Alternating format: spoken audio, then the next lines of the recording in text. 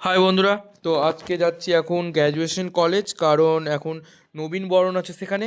তো চলো যাওয়া যাক। তো আমি যাচ্ছি, আরও বন্ধুরা যাচ্ছে, আর পাশে দিদিও আছে। তো সবাই মিলে যাচ্ছি, তো চলো যাওয়া যাক। তো চলে এসেছি কলেজের ভিতরে। আর সবাই কতজন এসছে, তো অনেকজন এসছে।